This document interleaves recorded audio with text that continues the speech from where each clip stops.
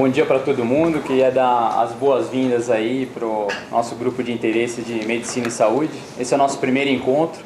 Então, o grupo de interesse de mercado financeiro foi quem encabeçou as ideias. A Camila é uma das representantes, né, Camila? E motivou muitas coisas dentro da faculdade. Camila, o Adilon, tem várias outras iniciativas rolando. O João fazendo os seus eventos também, cada um fazendo na sua área de interesse. Então a ideia do grupo de interesse em medicina e saúde é ter bons exemplos na área de saúde. A área de saúde é uma área que a gente precisa melhorar muito aqui no Brasil. A gente está engatinhando bastante, mas a gente tem exemplos de excelência. Então assim, antes de apresentar, eu só queria passar para os palestrantes saberem quem que a gente é. Então falar quem que é o nome, o ano da bolsa e a instituição ou empresa que está vinculada. Então meu nome é Lucas Nóbrega, eu sou bolsista de 2014, do ano passado, e sou da Faculdade de Medicina da USP. Quer começar por aí? Pode ser. Bom dia, meu nome é Alexandre Ferraz, eu fiz engenharia elétrica na Unicamp, também na França, sou bolsista de 2011, há 3 anos e meio eu trabalho como consultor na Bain Company e estou indo agora fazer meu MBA em Harvard. Meu nome é Camila, bolsista de 2012, engenharia mecânica aeronáutica no IFA, e trabalho no fundo de private equity, Vitória Capital. Bom, eu sou o Flávio, bom dia. Eu não sou bolsista ainda, porém estou sendo de ADM na PUC. Sou Rodrigo Anunciato, bolsista de 97 pela administração na Fundação Getúlio Vargas e pelo fundo de investimento chamado Cox Capital. Meu nome é Felipe, eu sou bolsista do MBA em Harvard e eu tenho uma empresa que chama Aliança Hospitalar, que ajuda hospitais a reduzir custos. Meu nome é Diana, eu sou bolsista, participo do núcleo 2015 da Fundação. Sou advogada, trabalho na PDG Construtora. Bom, eu sou o Gabriel, eu sou bolsista desse ano, acabei de entrar na pós-graduação. Eu sou formado na Faculdade de Medicina da USP e estou indo fazer meu PhD em Groningen, na Holanda. Eu sou o Thiago, eu sou diretor da Fundação Estudar. Sou André Mendes, sou bolsista em 2012, fiz engenharia mecatrônica na PUC do Paraná e trabalho na Fundação Estudar. Sou Rodolfo, sou bolsista nesse ano, Fundação Estudar até agora, e eu faço medicina na USP. Sou Rogério, sou bolsista de 2014 da Fundação, eu faço engenharia mecatrônica na Poli. Meu nome é João, sou bolsista de 2014, com o Rogério, eu faço administração no INSPER, que é uma empresa de saúde também chamada Vita. Perfeito. Então, assim, a gente tem no país assim, umas boas instituições e fortes instituições, né, que se destacam. Acho que um dos maiores exemplos que eu sinto na faculdade de medicina, seja nas melhores faculdades de medicina, é que o pessoal quer fazer parte dos bons hospitais. Um dos hospitais que o pessoal mais quer fazer é a parte do Einstein, que é líder na América Latina.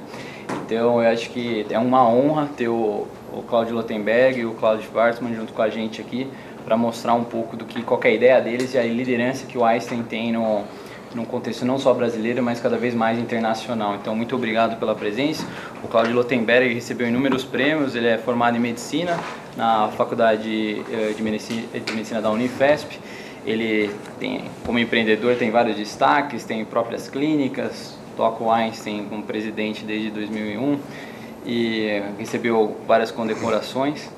E é um prazer tê-lo aqui, o professor Claudio Schwartzman, professor lá da faculdade também, professor de pediatria nossa, vice-presidente. Então é uma honra, muito obrigado por ter aceitado o convite. A gente é muito grato em nome da Fundação e dos bolsistas por vocês estarem aqui. Obrigado. A sensação que eu tive, agora quando vocês acabaram de falar, é como se eu tivesse subido assim num ringue para lutar e saísse nocauteado antes de começar. Porque ouvindo cada uma das iniciativas que vocês têm nas vidas de vocês, muito embora jovens, né, com aquilo que a gente está assistindo do momento do país econômico, a gente primeiro leva um susto, por outro lado fica surpreso positivamente, imaginando que muita coisa no país podia estar acontecendo de forma diferente, né, e que o Brasil tem uma luz que eu acredito que é positivo e uma luz no final desse túnel, pelo qual a gente pode se motivar a acreditar que eventualmente as coisas poderão ser diferentes, se por acaso algumas situações sejam passadas a limpo pelo que a gente está assistindo no presente momento, né?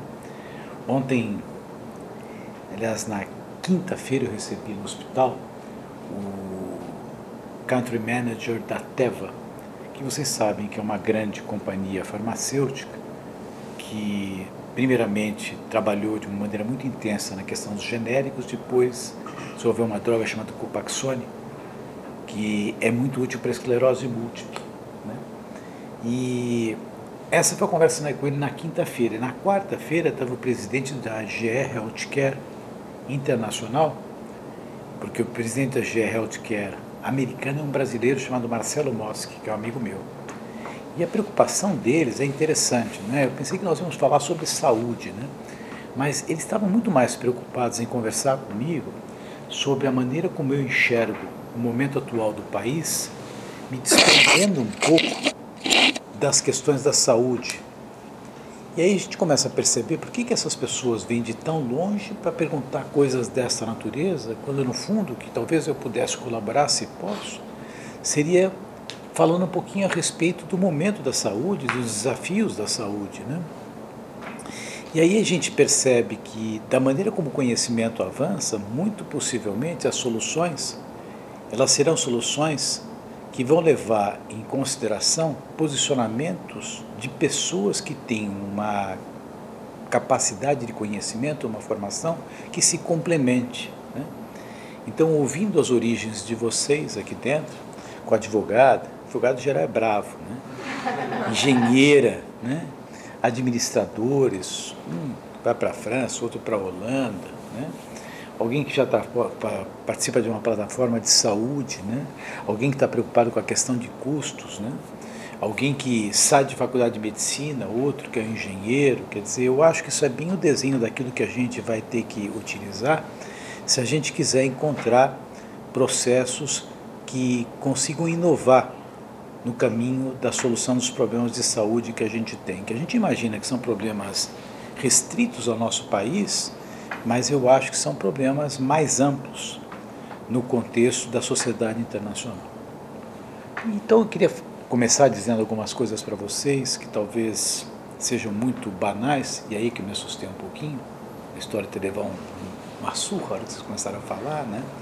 Tenho medo de dizer coisas que sejam muito redundantes, mas como era muito mais um bate-papo do que propriamente uma apresentação, talvez seja até a maneira mais adequada de a gente construir o raciocínio da gente. Nós estamos num dilema que é fruto, evidentemente, da própria evolução da sociedade contemporânea e dos progressos da ciência, que, no fundo, tem que conciliar questões relativas à qualidade de vida, né? Acesso de recursos de saúde e o equacionamento relativo ao financiamento. Quer dizer, este envelhecimento ele está representando um custo maior para a nossa sociedade.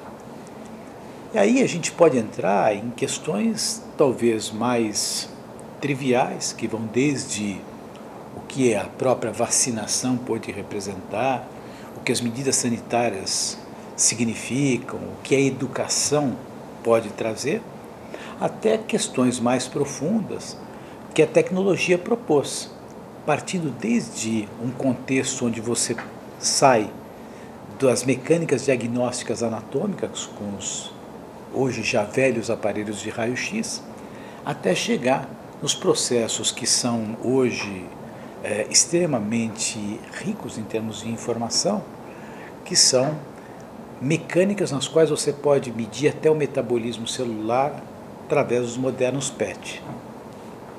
E a gente pode até aprofundar mais, né, a riqueza de reconhecimento, de conhecimentos que o database vai ofertar para a gente, em termos de a gente poder talvez ser muito mais métrico e tomar decisões pautadas pela qualidade, posto que a qualidade tem como pressuposto a documentação de dados e a comparação entre eles para justamente você poder rodar o PDCA, que é justamente a maneira como o Deming desenhou os projetos de qualidade ainda nos seus primórdios.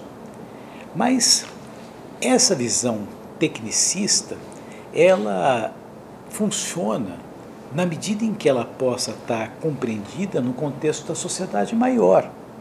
Por quê? Porque para que isso possa, de fato, vir a funcionar, a sociedade tem que entender, primeiro, se ela quer arcar e se ela está disposta a arcar com todos esses custos.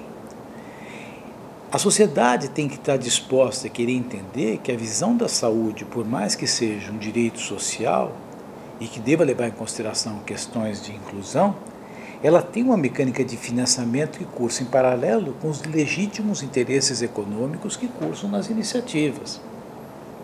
Então não pode ser uma visão purista, absolutamente subtraída desses interesses, porque senão a gente, infelizmente, inclusive não alimenta qualquer tipo de perspectiva de crescimento, porque os investimentos não vão surgir.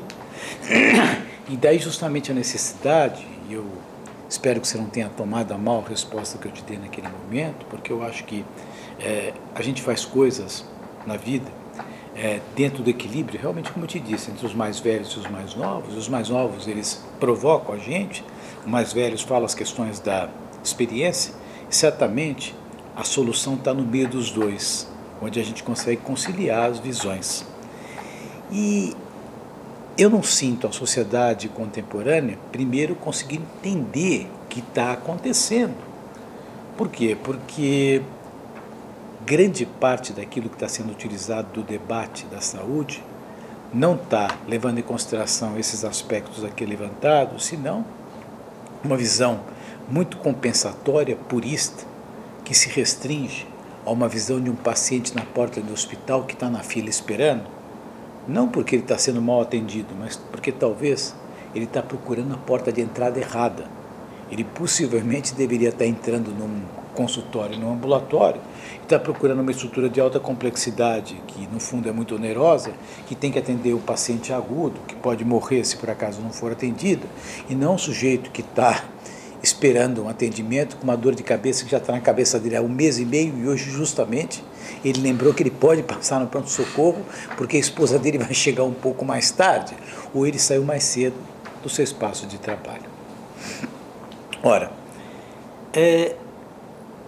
vamos passar então a falar um pouquinho de como talvez tem sido desenhada a questão de saúde no nosso meio, né? As pessoas olham as unidades de atendimento, percebem uma série de carências, né? E a primeira questão que surge, que é natural, e muitas vezes os debates nascem por conta disso, eu não sei se é a forma mais rica, é a clara conclusão de que os recursos que nós gastamos no Brasil são recursos insuficientes para aquilo que a gente tem que fazer. Então, quando a gente fala de 7, 8% do produto interno bruto, que é pouco, deveria ser mais, o problema não está na quantificação do dinheiro que é utilizado, mas na desproporcionalidade que é alocada entre o sistema universalizante e o sistema privado. Então, se são 8, aproximadamente, se a gente dividir a grosso modo, 4% vai para o privado, que é 25% da população. E os outros 4% vão para os 75%. Então, essa desproporcionalidade, ela é certamente muito mais gritante e absurda do que a quantidade de dinheiro que a gente gasta. Por ela, eu acho que a gente tem que brigar e muito, porque existe uma verdadeira iniquidade em termos da utilização desses recursos. Por outro lado, eu acho que se a gente olhasse uma distribuição um pouco mais equitativa, eu acho que talvez não estaria tão distante daquilo que é gasto nos países europeus e mais propriamente na Inglaterra, né? Não chega ao absurdo daquilo que é gasto nos Estados Unidos, onde a gente sabe que grande parte disso é por conta de desperdício, e aí os desperdícios são enormes. Os Estados Unidos desperdiçou em 2013, salvo falha minha, coisa de 700 bilhões de dólares em saúde, tá? 40% por falta de protocolos e por utilização com falta de transparência, ou seja, roubo, tá? Ou propina, incentivo. Mas a gente não deve tomar talvez os Estados Unidos como uma grande referência, principalmente por conta disso, não que isso só aconteça exclusivamente lá, né? Aqui também ocorre, mas lá os números são mais gritantes. Eu acho que é uma forma de a gente deixar muito claro que o problema não está só na falta de dinheiro, mas de uma alocação transparente e, sobretudo, muito eficiente. E eu acho que quando a gente olha no sistema brasileiro, as duas coisas coexistem, que é um subfinanciamento e uma utilização inadequada dos recursos. Por quê? Porque ainda insisto que a prática assistencial é uma prática absolutamente fragmentada, dissociada de comunicabilidade, E o fato é que aquele mesmo paciente que procura um consultório de um clínico geral para checar a sua pressão arterial e que tem uma hipertensão arterial, é o mesmo paciente que foi admitido numa crise de hipertensão aguda. Então, se essa informação não for transitada por diferentes momentos, por diversos atores que participam desse cuidado, não haverá certamente ganhos e, pelo contrário, você vai ter desperdícios com redundâncias. E quando você fala com pessoas que lidam com custos, né, fala com engenheiros, você vai dizer, espera um pouquinho só, né? Estou repetindo um monte de coisa que esse cara acabou de fazer 15 dias atrás. Se por acaso ainda fosse ajudar em alguma coisa, mas não agrega valor absolutamente nenhum. Então eu acho que o Brasil tem um problema, é fato, da questão de subfinanciamento, mas tem um problema, e aí eu entendo como sendo algo talvez de natureza internacional, que é uma desorganização processual com um sistema absolutamente fragmentado, o que é muito ruim para que a gente possa tirar o melhor proveito. A reforma nos Estados Unidos é uma reforma que enxerga isso de maneira muito evidente, né? E trabalha dentro de uma visão de junção, tornando quase que obrigatória a incursão dos diferentes modelos de prontuários, né? Isso passa a ser uma grande medida dentro do Obamacare. Não acho que será a solução para todos os males, mas, por outro lado, pelo menos será uma forma de você poder recuperar esses dados e, em cima da disponibilização desses dados, aí sim, encontrar oportunidades de melhoria que tenham, de fato, alguma consistência, alguma lógica, que sirva realmente para que você possa tomar atitudes justificáveis e que possam ser aceitas pela sociedade contemporânea. Digo aceitas porque, infelizmente, essa falta de entendimento, ela transpassa a visão processual. Quer dizer, o usuário, um paciente, você não vai querer que ele entenda um processo de atendimento como uma engenheira do ITA, né? Mas ele não entende absolutamente nada, quer dizer, ele acha que toda vez que você está tirando alguma coisa dele, você está subtraindo um direito, que é uma bobagem, né? Na realidade, o sistema ele é perverso porque ele foi criado de forma a privilegiar a remuneração pela incompetência. Então você hoje recebe por cada uma das coisas que você faz e você não recebe para ser competente e entregar um determinado nível de resultado. Isso não tem jeito, e talvez o maior exemplo, mais grosseiro, é na hora de comprar um automóvel, né? Se for comprar um automóvel fragmentado e for montar na tua casa, você vai gastar muito mais do que comprar um automóvel que foi feito. E ninguém, quando vai comprar um carro, fica discutindo. Aliás, dependendo quem for o médico, alguns amigos nossos, é capaz até de tirar o rádio. Mas quando você vai comprar um carro, você compra um automóvel por um conjunto, e evidentemente quem montou aquele carro, quando comprou aquelas peças em grande quantidade, comprou em condições melhores, o que permite a ele. E o raciocínio para a saúde deveria ser mais ou menos o mesmo. Quer dizer, eu me proponho a tratar da tua miopia.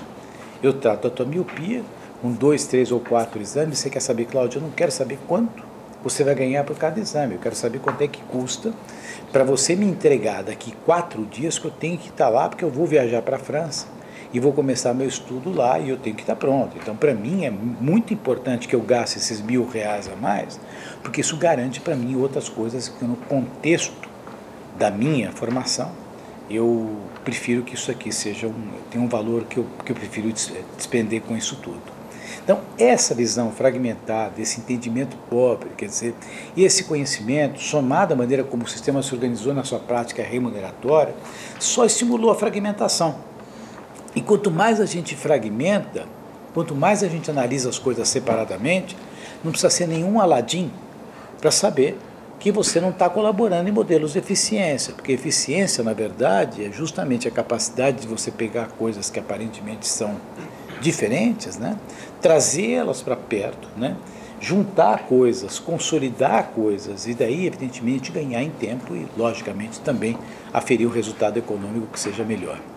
Acho que a saúde internacionalmente, até por conta das inclusões tecnológicas, das dificuldades de comunicabilidade, da forma como nós médicos trabalhamos de forma isolada, e aliás é um problema, né? Para quem leu a entrevista que eu dei na Veja, que eu falei que o médico é um individualista, né? Alguns tomaram isso como uma ofensa, e não é algo de caráter pessoal, mas o médico ele é individualista. A formação, eu sou oftalmologista, ele é pediatra, né? E será que esse tipo de formação é o que ajuda a gente a atender da melhor forma o médico? Em alguns aspectos, sim, mas em outros é tão próximo. Quer dizer, lembre-se que o olho é uma extensão do sistema nervoso central. Então, às vezes, a conversa de um oftalmologista se aproxima com a conversa de um neurologista, não é verdade? Quer dizer, um oftalmologista, muitas vezes, ele lida com coisas óticas, né?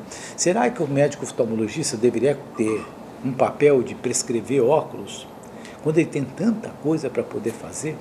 Então, quando a gente coloca isso, vai falar isso no meio da faculdade de medicina para os oftalmologistas, você está morto, os caras te mandam embora, não posso mais ir em congresso, ainda bem que eu não falei, eu vou falar agora no Congresso Brasileiro de Oftalmologia, pedindo para eu fazer um TED, falar 15 minutos, aí eu me tirar, né? Porque se eu falasse isso, imagina, né? O ganha-pão dos caras, mas o fato, gente, que quando eu comecei minha atividade profissional, 50% das consultas, ou mais 90% das consultas, eram para pessoas que vinham trocar óculos. E hoje mais de 50% das pessoas vêm me procurar porque elas querem se livrar dos óculos.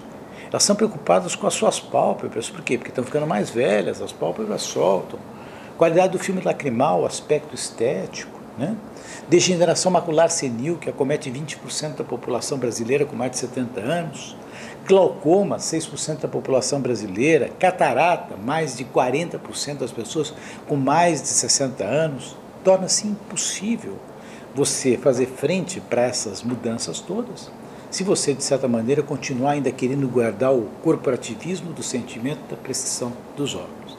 Então, eu diria o seguinte, quer dizer, ontem, na conversa com o pessoal da TEB, eu dizia que eu acho que o nosso país, ele precisa de iniciativas como essa que o Jorge Paulo está tendo, mas não ter só o Jorge Paulo, e aí que eu quero falar alguma coisinha para você, porque de nada adiantaria o dinheiro se por acaso o Jorge Paulo colocasse e não tivessem pessoas que no sábado resolvem largar seu lazer, sabe, seus passeios, e sentar aqui dentro para pelo menos tentar melhorar alguma coisinha no seu aprofundamento. Você me contou que você não está ainda na Fundação Estudar, e você está aqui por quê? Porque você quer fazer parte da Fundação. Você quer algum apoio de caráter econômico. Por quê? Porque isso aqui vai te ajudar a você acelerar os seus sonhos no legítimo desejo de ascender junto ao conhecimento, que consequentemente trará o dinheiro. O raciocínio contrário não funciona. Quer dizer, o indivíduo que fala, eu vou para a Fundação Estudar, porque lá eu vou aprender como ganhar dinheiro, não é verdade.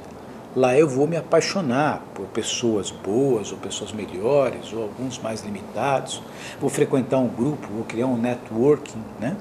E em cima disso vão surgir oportunidades, algumas podem ser que gerem dinheiros enormes, mas o dinheiro, na verdade, eu acredito que ele tem um sabor como uma consequência de uma paixão que se desenvolve por algo que você está trabalhando. Isso é talvez uma das mensagens mais importantes que eu passo para vocês, talvez vários de vocês, se não todos, poderiam ser meus filhos, né? Tenho 54 anos, vocês façam essas continhas aí, né? Mas eu tenho filhos de 7, de 8 agora, que são pacientes do Dr. Cláudio Schwartz, e durante o caminho dele, a gente vinha para cá, nós falamos durante uns 15 minutos que é o nosso caminho, 10 foram sobre o filho dele, né?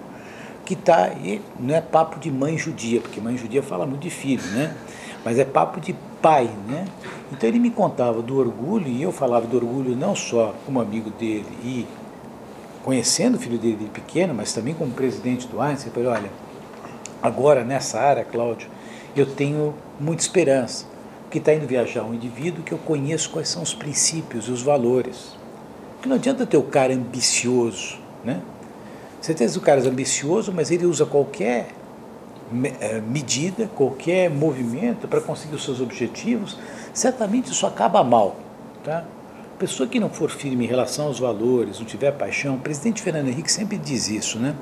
Que é o segredo do sucesso. Primeiro que eu acho que o sucesso é felicidade, acima de qualquer coisa. Esse é o sucesso verdadeiro, né? Chegar em casa, ter prazer com aquilo que você está fazendo, lidar com pessoas que te fazem bem, né? Mas ele diz o seguinte, quer dizer, quando você quer ter o sucesso, você precisa saber onde você quer chegar, a visão de futuro, né? Estabelecer a trajetória, a estratégia para chegar nesse ponto, né? Ter firmeza ética, a ética no sentido do respeito ao próximo, que eu não posso fazer uma coisa no meu melhor desejo de me realizar e com uma estratégia prejudicando você, né?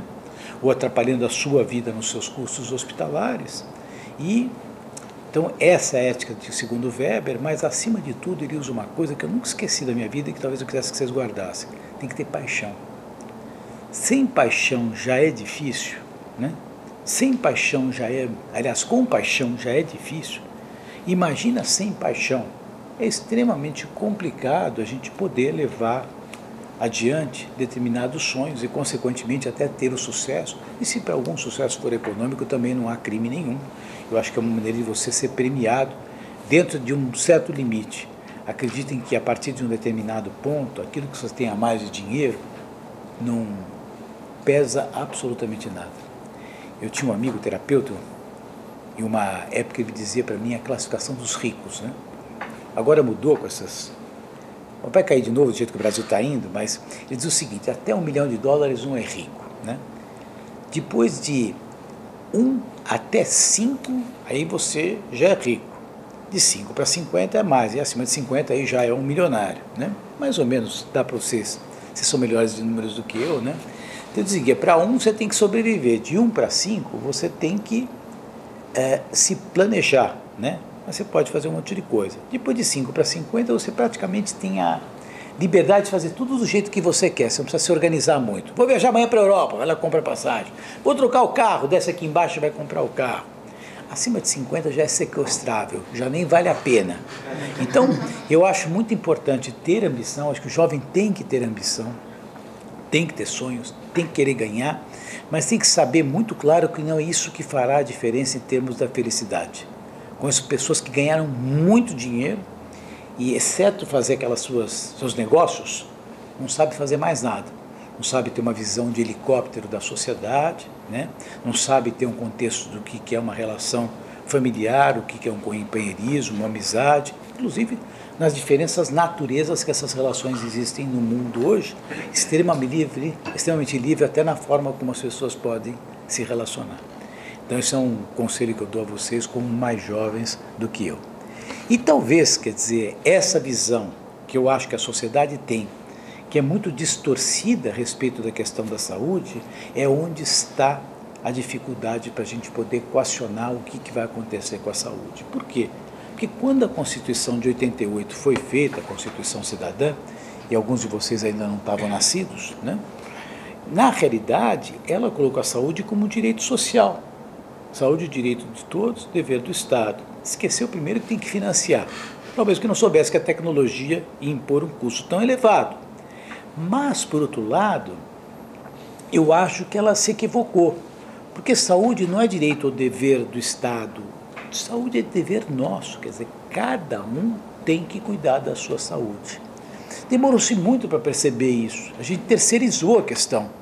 Os políticos, então, se aproveitam dessa discussão, não porque eles querem resolver, mas é justamente o motivo que eles têm para poder discursar contra alguém que está na situação. E o foco está absolutamente errado, por quê? Porque quem é o grande cliente de tudo que nós estamos falando aqui? É você que talvez como engenheiro vai ver processos dentro da questão da saúde, é você que quer minimizar custos, é você que é um médico, você que tem interesse na questão documental, na área de prontuários. Nenhum de vocês e nem nós médicos que estamos no exercício somos o cliente. Então a gente vai voltar à qualidade. O cliente quem que é? É o paciente. Que foi o que eu te falei a respeito da questão da inserção do prontuário. O prontuário médico não vai virar uma coisa boa porque vai ser um grande negócio, sabe? Lidar com custos não é uma coisa que é importante porque isso aqui vai melhorar a performance do hospital, sabe? Estudar um processo não é importante porque a BEM, com o Stefano, quer melhorar, fazer mais negócios na área de saúde. Tudo isso que eu estou falando é importante por uma única lógica, porque existe no epicentro um elemento chamado cidadão, que é dele que parte o financiamento, ou através dos tributos que ele recolhe, ou através das contribuições que as suas empresas colocam. E esse desalinhamento, no fundo, na minha modesta impressão, é o que não está criando as linhas sinérgicas para a gente poder ter um processo assistencial de melhor qualidade, mais seguro, mais centrado no paciente. E enquanto você não tiver essa organização funcionando de forma adequada, a gente está perdendo um mundo de oportunidades. 30% da empregabilidade do mundo é no setor da saúde. Research and Development, imagina colocar dinheiro. Se vocês vão para Israel e veem o que Israel fez, um estado que é do tamanho, estado que é um estado mesmo, não é muito mais do que isso, menor que Sergipe, quanto dinheiro colocou na parte de pesquisa, ensino e desenvolvimento? Nessa hora, não hoje que é Shabat lá, mas nessa hora amanhã, tem grupos e grupos de jovens como vocês, proporcionalmente, comparado com aquilo que a gente observa aqui, que estão sentados, estudando, discutindo, trabalhando interativamente. Quer dizer, o que acontece? Particularmente no Brasil, mas talvez de uma maneira geral, os players estão trabalhando cada um com a sua forma e não estão definindo um cliente comum. O que está ocorrendo? Um monte de desperdício, um monte de falta de aproveitamento de oportunidades, assistência não melhora. Então eu diria o seguinte, quer dizer, a solução da saúde passa na definição exata de quem é o seu cliente. A definição da saúde passa de palavras-chave, valor, né? Segurança do paciente. Por quê? Porque quando a gente fala de tecnologias, cada um vai trazer uma tecnologia, o indivíduo tem que entender o seguinte, eu, por exemplo, né, falei para vocês da paixão, né? Fui viajar agora para Israel, participei de um evento de tecnologia, onde eu fui guest speaker. E quando eu andava pela feira, eu olhava e tinha gente lá brasileira, os caras ao invés de querer entender o que está acontecendo, eles andam com a gente pelos estandes. O que você acha? Isso dá dinheiro? Ele perguntou para o cara errado, né? Falou o seguinte, espera um pouquinho só, em que contexto? Porque imagina eu vender uma coisa para você que você não acredita. Tem que dar errado, né? Você vem amanhã no meu consultório, uma advogada, tá? Detalhista, lê muito tempo, pergunta para mim que quer operar miopia, porque ela usa óculos e é míope, não é isso? Tá vendo só? E fica bonita de óculos, mas pode operar também, você vem lá, deixa se dar mais bonita. Tá? Aí você vira para mim e fala assim, Cláudio, eu quero operar meus olhos. Aí você me conta o que você faz. E eu, na ânsia de ficar com o paciente, falo que vai ser maravilhoso. Você não é um idiota. Você vai perguntar, mas quais são os riscos? Eu passo o meu dia a dia lendo, tenho dificuldades. Então, veja, na hora que você coloca o teu cliente acima do produto que você quer vender, você está fazendo uma venda honesta. Isso volta, gente, ao longo do tempo. O caminho do céu, ele é cheio de rua esburacada, sinal fechado, e momentos que você tem que parar. O do inferno é cheio de atalhos. Então o cara vai lá, ele traz uma ferramenta, e essa ferramenta vai resolver todos os problemas de custo de hospital. Ele quer vender isso, ele quer vender aquilo. Então, essa maneira de equacionar os desafios da saúde está absolutamente equivocada. E a tecnologia talvez seja o ponto para a gente poder dedicar um pouquinho de tempo, né? Eu acho que tecnologia é uma coisa que foi algo que fez muita diferença para o ponto onde nós estamos. Nós chegamos aqui dentro, é verdade. Água encanada, que eu falei no começo, vacinação, é verdade, medidas de higiene, perfeito. Mas a gente chegou por conta de uma série de coisas que foram desenvolvidas. As vacinas são tecnologias, né? As drogas que você usa para câncer, que hoje fez com que o câncer se transformasse numa doença crônica, o AIDS que matava. Quando surgiu a AIDS, o indivíduo que tinha retinite por citomegalovírus, em 6 semanas estava morto. 6 semanas. Hoje você administra. Eu não vejo uma retinite por citomegalovírus, o meu mestrado foi sobre isso, acho que há uns 15 anos. Vi em paciente que fez transplante renal, mas em aidético nunca mais viu. Por quê? Porque surgiram os coquetéis, você vai levando a coisa para frente. No passado, diabético era a mesma coisa, o cara morria. Hoje o indivíduo tem diabetes, você nem dá bola. Ele tem diabetes. Antes, quando era menino, né, o Cláudio lembra disso. Chegava um rapaz jovem, ele tem diabetes juvenil. Parece que sentou, chegou um leproso, não é verdade? Esse cara vai dizer... Hoje, quantas pessoas têm diabetes juvenil que vocês conhecem no convívio com vocês? Que tomam insulina, que vivem, que essa tecnologia é muito importante. Agora, tecnologia, primeiro, não é só aparelho. Tecnologia é processo, tecnologia hoje é muita coisa com TI, tecnologia é uso adequado de todos os elementos de maneira conjunta, tá? Então você tem que saber muito bem se aquilo que está sendo proposto agrega valor à prática. E uma das formas de você saber que agrega valor é comparar com tecnologias anteriores. Então, a comparação de um determinado tipo de bisturi é fundamental. Porque às vezes você vai lá, pô, o senhor faz a minha... Olha que interessante, né? Eu, agora de manhã, fiz 3 cirurgias de catarata, 4 cataratas, 3 miopias, antes de vir para cá. E depois alguns anéis para ceratocone. Foram 10 pacientes. E aí eu usei o laser em 2 pacientes, no terceiro eu não usei. E estava a empresa da técnica do laboratório, porque o senhor não fez na outra? Eu falei, pelo seguinte, deixa eu explicar uma coisa. Esses daqui, vieram realmente, primeiro com desejo expresso de querer fazer com laser. Não é algo que faz mal. O outro não manifestou isso, né? Fora isso, deixa eu explicar para você, eu ainda estou na dúvida. Tá certo, no nosso caso, nós somos muito inovadores, somos pioneiros, e às vezes a gente comete alguns exageros também, e às vezes tem que ter, né? Mas será que isso aqui de fato agrega valor? Eu disse para ela, eu tenho acompanhado as publicações, tá bom, a reprodutibilidade é uma coisa que é importante em termos de qualidade, agrega valor pela segurança, mas precisa ter uma comprovação de caráter científico. Não tem muita coisa publicada dizendo isso. E quem publica, às vezes publica com viés muito mais de caráter comercial, porque trabalha nessas empresas de laser. Então, esse filtro, ele é importante, senão você não vai ter limite em relação àquilo que você vai agregar. E é por isso que os Estados Unidos levou as questões de saúde a você ter que gastar hoje quase 20% do seu produto interno bruto em saúde. Quer dizer, qual a economia do planeta, nem as mais ricas, suporta um dispêndio dessa natureza? E agregando quanto em termos de anos de vida ganhos em relação ao tempo de vida? Sabe, tem trabalhos que mostram que nitidamente para esse paciente é melhor rezar. Rezar mesmo, chama o capelão, chama o rabino, reza, porque não adianta você fazer certas coisas. Então, a tecnologia ela tem que ser pensada de uma maneira um pouco mais responsável. Acho que tem uma oportunidade muito boa em relação à tecnologia com ferramentas, primeiro hoje, que envolvam base de dados e economia de saúde e medicina baseada em evidências. Mas eu acho que algo, também sob o ponto científico, vai ajudar muito, que é a importância da própria genética, né? Que vai trazer possibilidades de personalização, que vai trazer possibilidades de você entender porque alguns reagem a determinados tipos de medicamento e talvez outros não. Vai ajudar muito a questão dos smart agents, para você de fato usar em quem pode se beneficiar. Senão você entra num processo de judicialização que está, nesse momento, doutora, praticamente inviabilizando a saúde do estado de São Paulo. O ano passado, sei lá dizem que números assim gritantes, coisas de quase R$1 bilhão de ações para imunobiológicos, cuja utilidade para alguns casos não tem sequer manifestação de caráter científico.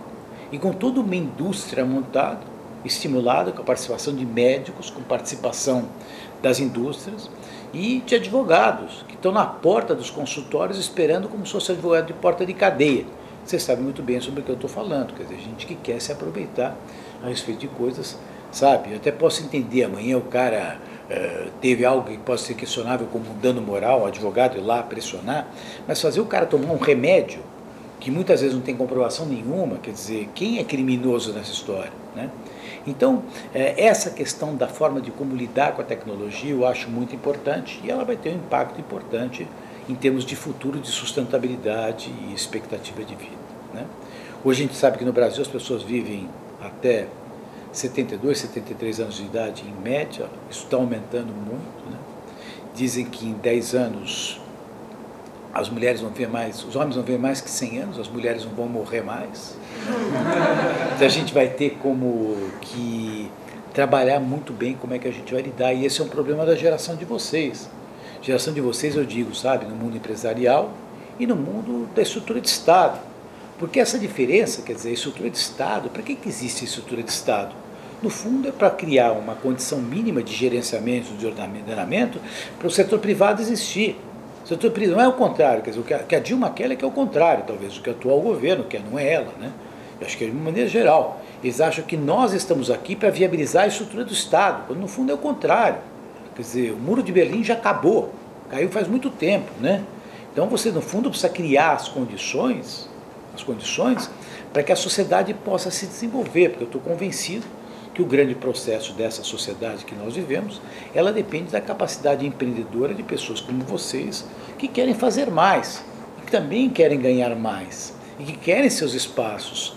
Então vocês precisam de regras, precisam de entes regulatórios, vocês precisam de mecânicas de entendimento, porque isso significa poder conviver em sociedade, em comunidade, e é para isso que a gente precisa dos sistemas. E não o contrário, quer dizer, nós trabalhando para servir e criar leis para que possam regular as nossas próprias vidas e muitas vezes sem nos beneficiar a respeito disso. Quer dizer, não significa beneficiar para tirar proveito, significa como viver. Quer dizer, como é que eu posso viver no mesmo ambiente com você, onde você tem os teus direitos, os teus sonhos, Você tem a tua vontade de empreender, de fazer, eu tenho a minha, né? E a gente encontra uma forma de poder coexistir. Para isso, eu entendo, né, você que estuda muito mais isso do que eu, para isso você tem uma estrutura legal, uma estrutura de Estado, eu acho que isso é absolutamente vital.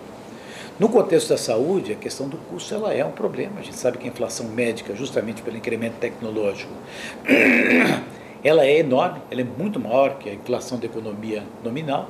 O Brasil tem uma mecânica de financiamento na área do SUS que vocês acompanharam, quer dizer, até o ano 2000 era mais ou menos ao Deus dará. Aí estabeleceram uma meta em 2000, essa meta eles corrigiram primeiramente por uma correção inflacionária, isso no âmbito do Estado. E a partir daí, o Estado federal, né? E a partir daí, eles fizeram incrementos que vão depender do crescimento do PIB. Quer dizer, não dá para entender qual é a correlação, nem para os melhores alunos de economia desse país, né? Como é que você corrige? Você vai gastar em saúde de acordo com aquilo que você cresce pelo teu produto interno bruto. Quer dizer, não é uma métrica totalmente... Não há justificativa para isso, é um absurdo. Sabe, não estou dizendo que é pouco ou que é muito, poderia, se fosse muito também seria um absurdo. É pouco e é um absurdo, você consegue entender por que disso, de onde tiraram isso? O PIB, o que o PIB tem a ver com a inflação? O que o PIB tem a ver com custos? Absolutamente nada. Aí você tem crescimentos de PIB que são enormes, você não tem aumento de custo quase que nenhum. Pelo contrário, aliás, quando você tem muita atividade econômica, a tendência normal é que você praticamente não tem inflação, tá certo? Eu sou médico, você que é um papa nessa história, está correto o que eu estou falando? Na verdade, não faz sentido nenhum, eu não sei como é que podia gente tão preparada, estudou anos de economia, ouvir de um médico uma bobagem dessas, eu acho, né? Depois, a estrutura dos estados depende fundamentalmente da capacidade arrecadatória. De novo, a economia faz parte. Se a economia vai mal, menos tributo, você tem um sistema de financiamento que está prejudicado.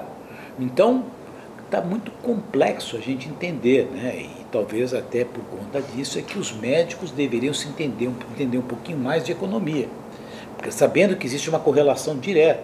Porque quando também a atividade econômica cai, o que ocorre? Menos arrecadação, menos dinheiro para a saúde, atividade econômica ruim, maior desempregabilidade, cai o emprego, cai taxa de adesão aos planos privados, aquela população do sistema privado migra para o SUS. Então aquilo que era ruim fica pior, né? Então esse sistema de financiamento também não está funcionando, tá? Agora, vocês acham que esse cenário é ruim? Eu acho que ele não é ruim se a gente pudesse ter cabeças mais lúcidas participando de um momento, entendo eu, de busca de alternativas, né? Por quê? Porque, por outro lado, tem um monte de oportunidade, né? Todo cenário ruim tem muita oportunidade, né? Oportunidade de melhorar práticas, oportunidade de mudar sistemas de atendimento com ações inovatórias, né?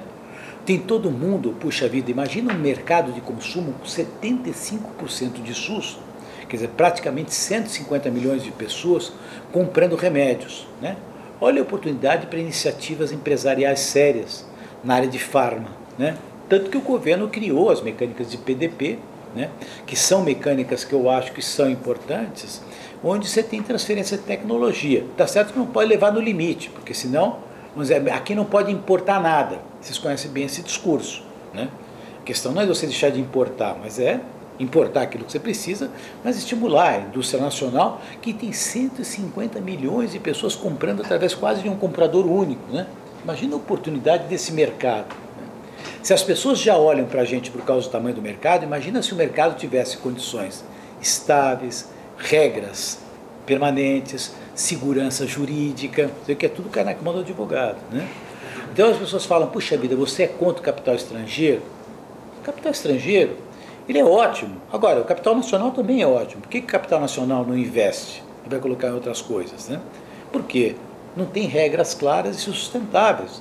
Porque, de repente, você vai dar uma olhada no valor que está sendo vendido a energia, né? E o spot de energia que era vendido a R$800, nas compras corporativas está sendo vendido a 150. Porque não está tendo procura. A economia está ruim. E de repente a tal da Eletropaulo que fez um investimento de tanto é chamado por quê? Porque na margem do contrato está ganhando muito dinheiro. Ou a parte de infraestrutura como uma CRC também é chamada, porque está ganhando muito dinheiro. Aí os caras fazem aqui nesse BTG, que é um santuário de gente trabalhando com ideias novas e criativas, um fundo, e não consegue alocar o dinheiro, por quê? Porque não tem segurança na hora de investir. Então, é esse espaço que eu acho que nós todos temos a obrigação de nos interessar. Nós profissionais, nós empreendedores, nós médicos. E essa visão naífe a respeito disso, gente, a gente precisa corrigir. E talvez por isso eu falo também um pouquinho, que era uma parte da nossa conversa, do futuro do próprio Einstein. O Einstein teve algumas sortes. Primeiro, tem um presidente que é o Idiota. Tá? Vocês lembram do Idiota? Do Jerzy Kosinski? E depois teve um filme que passou sobre isso, né? Do Peter Sellers, né? Eu sou uma pessoa que estava certo na hora correta, né? E tinha uns gênios do lado que eu escuto, aprendo tudo, né? Claudio Schwartzman é professor da sua faculdade e é uma pessoa muito respeitada, já é uma segunda geração de médicos, né? E poderia virar ali docente lá. E nós tínhamos mais um colega, o Nelson Bolowski, que é um outro professor. Eu falei, caramba, né? O que a gente pode fazer para um sistema educativo que seja diferenciado? Primeiro, eu sou contra a academia tradicional que coloca um professor como alguém que recebe essa incumbência como fruto de um currículo que ele construiu na sua vida. Veja, não é que eu estou dizendo que está errado, acho que ele tem que ter um currículo, ele tem que ter essas qualificações. Mas você tem que ser convocado para funções de acordo com os seus desafios, não por aquilo que você fez. Ó, como você fez? Você estudou na USP, você foi um bom aluno, você publicou, você fez trabalho, você tem uma experiência iniciativa num processo de uma ação voluntária, você é um indivíduo que participou daquela fundação Estudar, você frequentava seminários, você... bom, espera um pouquinho, mas quais são os planos para essa função pela qual você está se candidatando a servir? Então, o sistema acadêmico clássico é o contrário. O cara vai lá, faz uma prova de títulos, apresenta não sei o quê, mas ele não conta nada do que ele vai fazer. Ele até fala o que ele pensa, mas ele não apresenta um business plan. Eu pergunto para vocês, principalmente aqueles que vão dirigir companhias e tudo, se nas entrevistas que são feitas as pessoas não perguntam como é que você enxerga que você vai desenvolver as suas funções. Ele quer saber o que você fez, mas espera um pouquinho, o que você quer fazer a partir de agora? Né? Você vai vir aqui não é para te contar a história, isso conta a história é um velho eu. Vocês têm que me contar o que vocês querem fazer, porque história, se for para escutar, junta só velho. Se é para honraria, não traz jovens, tá certo? Porque você vai agora viajar, vai fazer um monte de coisas. Eu imagino que você, quando voltar para cá, você tenha alguma noção das coisas que você quer fazer. E se não tiver, é bom já saber, porque vão te cobrar isso, não vão cobrar coisas diferentes. E a minha crítica à academia tradicional, talvez até pela maneira como ela se constituiu num determinado momento, sobre o qual a gente não pode discutir, porque formou cabeças muito boas. Mas eu acho que esse senso de desafio está distante, além de uma dificuldade de uma implantação de mecânicas meritocráticas. Acho que a meritocracia ela é o segredo para trabalho em qualquer grande organização. A atitude política sempre vai existir. Evidente que amanhã, sabe, conheço um de vocês, você vai ligar para mim amanhã, lembra que eu vou te receber mais fácil do que um indivíduo que eu nunca vi na minha vida, tá? Então, não, marca, rapaz simpático, tudo, chama ele lá para te conversar e tal, sabe? Amanhã você vai me pedir alguma coisa, claro, eu vou fazer porque conheço você. Agora, eu não posso distorcer um processo por conta de transformar aquela exceção numa regra. Não existe isso, não dá. Não adianta te falar que não vai existir, amanhã vocês vão ter filhos de vocês vão proteger para determinadas coisas. Mas protege ele em tudo. Não vai se desenvolver, não vai fazer nada. Isso foi a briga que eu tive agora de WhatsApp com a minha esposa que está nos Estados Unidos, por causa da educação de filho. Eu acho que a gente tem que criar mecânicas meritocráticas. Então a nossa instituição nasce para estimular pessoas criativas, que gostam de desafios, que respeitem meritocracia e que queiram não ser tecnicistas, mas sim líderes da área de saúde. Veja, pessoas que vêm de sábado aqui não querem ser só técnicos. Vocês não precisam de mim para desenvolver um prontuário, você vai aprender comigo, que eu não sei nada de TI. Eu tenho que ligar o computador, você vai ter que me ensinar quase por o plug na tomada. Você entende? Você precisa de mim, alguém para aprender a cirurgia de catarata? Poxa, com tanto centro de cirurgia de catarata no Brasil, eu aprendi um monte. Mas não é isso. Você quer sentar do meu lado, como eu sentava perto dos meus mestres, para ouvir o que ele contava, as histórias que ele me dizia, e isso me inspirava, isso enchia meu coração de alegria, isso alimentava. E eu acho que o que a gente quer fazer na nossa faculdade é dar oportunidade para entender um pouco mais coisas que os médicos não estão entendendo, como, por exemplo, noções de governança, trabalho em equipe, visão processual, economia de saúde, tá? A interação da saúde como um forte elemento de vetor econômico. Porque não é quanto você gasta, é a oportunidade que você cria. Quer dizer, se não tiver por parte da sociedade uma visão um pouco mais consistente, substancial, tá? As pessoas que forem sair da geração de vocês para ocuparem cargos de liderança vão continuar investindo as quantias ridículas que hoje a gente investe em Research and Development, e por essa razão que o Brasil muitas vezes não consegue decolar. Me disseram que o ministro da Inovação tem um decreto, foi deputado, tem um decreto contra inovação. Por quê? Para proteger o capital nacional, senão vai perder emprego. É o contrário, gente. Quanto mais oportunidade você gera, mais empregabilidade vai ter. Porque você gera riqueza. E quando você gera riqueza, as pessoas querem ter consumo. E na hora que você vai ter consumo, você precisa ter bens de produção. E aí você vai criando uma onda positiva, que não é o que está acontecendo no país. Porque as pessoas que estão liderando são pessoas que não têm uma visão, imagino eu, tendo aquilo que eu entendo como sendo mais adequado, eu diria, mais empreendedora, como eu aqui estou propondo. E a gente, no fundo, acaba virando muito daquilo que os líderes que estão na nossa frente acabam fazendo. Estamos num prédio que tem um indivíduo, que preside essa companhia, que ele está ligado em tudo, né? Eu fui almoçar...